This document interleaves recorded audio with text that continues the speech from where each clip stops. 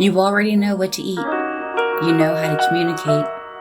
You know which relationships drain you and which ones fill you up. You know that you need to rest, that you need to set that limit, that you need to have that conversation you've been avoiding for 6 months. You know what healthy looks like. You've read the books, you've listened to the podcast, you've done the therapy. You know, and yet you still find yourself saying yes when every cell in your body is screaming no. You still reach for your phone instead of your feelings at 11 p.m. You still apologize first, give more than you have, stay longer than you should.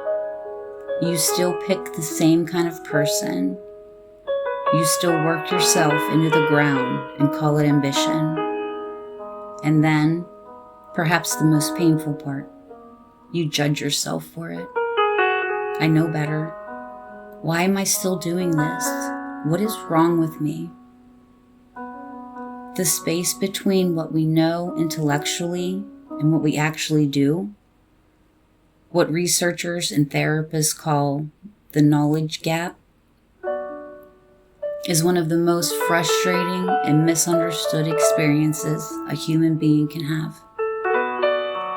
It is especially acute for high-achieving women because intelligence has never been the problem. You are clearly not lacking information, so why doesn't knowledge help? The knowledge behavior gap exists because behavior change is not a cognitive process. It is a nervous system process. You cannot think your way out of a pattern that lives in your body. You cannot logic your way past a wound that was formed before you had language. You cannot willpower your way through a protective response that your system learned was necessary for survival. This is not a character flaw. This is not weakness. This is not evidence that you were beyond help or that something is fundamentally wrong with you. Your brain is not broken. It is brilliantly, fiercely, loyally trying to keep you safe, using a map that was drawn a very long time ago for a version of your life that no longer exists. Your work is not to fight the map. It is to understand it, to read it with compassion, and slowly, with patience and practice, to begin drawing a new one. Logic is powerful. You have a powerful, finely tuned, highly capable, logical mind, and it has gotten you this far. But there are 5 forces operating beneath the surface of your conscious thinking that are in a certain moments even more powerful. They do not announce themselves. They do not ask permission. They just simply run. Once you can name these forces, everything begins to make a different kind of sense. Not an excusing kind of sense, but an understanding kind of sense. And understanding is where healing begins. Force 1 is the nervous system hijack. When your body detects a threat, real or perceived, physical or emotional, your thinking brain does not get the memo first. The alarm sounds in your survival brain in a millisecond, and the prefrontal cortex goes offline. Fight, flight, freeze, or fawn takes over before a single conscious thought has formed. This is not a malfunction. This is your survival system doing exactly what it was designed to do. The catch is, your nervous system cannot always distinguish between actually dangerous and reminds me of something dangerous. An email from a critical boss can trigger the same as a physical threat. A partner's tone of voice can trigger the same response as a shouting parent you heard as a child. shutting down completely in conflict rather than being able to speak, overworking compulsively instead of allowing yourself to rest, numbing with food, wine, or endless scrolling when you're overwhelmed, saying yes automatically before you even decided you mean it. Force 2 is attachment wounds.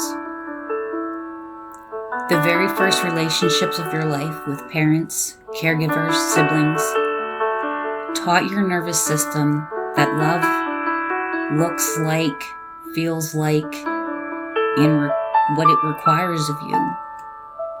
Those early lessons become your attachment template, the unconscious blueprint for how you give and receive love, what you expect from intimacy, and what you believe you are worth in relationships.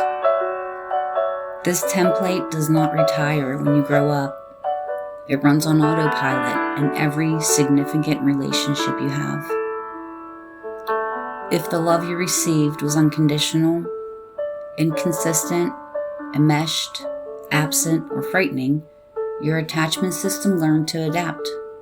Those adaptations, the anxious pursuit, the avoidant withdrawal, or the disorganized push-pull of wanting closeness and fearing it, show up in your adult relationships with full force, regardless of what you consciously know about healthy love.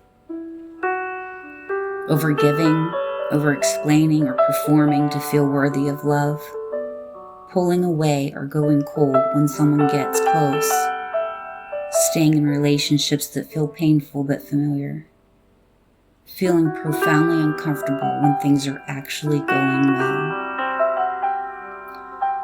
Force 3 is the trauma response. Trauma is not only the catastrophic event that made the news. Trauma, particularly the kind most relevant to high-achieving women, is anything that overwhelmed your nervous system that was never fully processed. A childhood of chronic criticism, of unpredictability, unpredictable emotional environments, of learning to make yourself small or perfect or invisible to be safe. Your body holds these experiences as sensations, protective behavior, and implicit memory, the kind of memory that doesn't come with a picture, just a feeling, just a reflex, and just a way of being in this world. Trauma responses are not character weakness. They are survival strategies that outlive the situation that created them. Hypervigilance at work, always scanning for what might go wrong, people-pleasing to the point of losing yourself, profound difficulty trusting your own perceptions, a persistent low-level sense of dread or bracing for impact, even when things are fine. Force 4 is the repetition compulsion. This one can feel particularly confusing and even shameful when you first encounter it. The unconscious mind, in a profound, almost poetic attempt at healing, tends to seek out situations that recreate old, unresolved pain. Not because it wants you to suffer, but because it is searching for a different ending. This time, perhaps the abandonment won't happen. This time, perhaps the critical person will finally approve. This time, perhaps the dynamic that wounded you would resolve in your favor. We are drawn powerfully toward what is familiar, even when familiar is painful, because familiar feels known, and known feels safe to the nervous system, even when it's not. Repeatedly dating the same emotional type, no matter what they look like on the outside. Recreating family of origin dynamics in your relationships, friendships, or workplace. Unconsciously adopting the role of a parent or family member whose patterns you swore you would never repeat. And finally, force 5 is the identity confusion. Many high-achieving women build their core identity around performance, productivity, capability, and being the strong one, because those qualities were rewarded, celebrated, and in many cases necessary. The problem arises when a new, healthier behavior, like setting a limit, asking for help, or taking a genuine rest, or slowing down, threatens the identity. The psyche experiences identity threat as a known kind of extinction. If I'm not the one who holds everything together, then who am I? And so the system resists, even when you consciously want it to change. This is not vanity. This is the nervous system protecting what it believes is the core of your survival, your role, your function, your way of being known and needed in the world. An inability to set limits, even when you are burnt out and resentful, profound guilt or anxiety around self-care that feels unearned, a fear, often unnamed, of being seen as weak, needy, or lazy if you stop doing, achieving, and giving. Your nervous system is not your enemy. It has been working tirelessly every second of every day to keep you alive and as safe as possible with whatever information and tools it had available.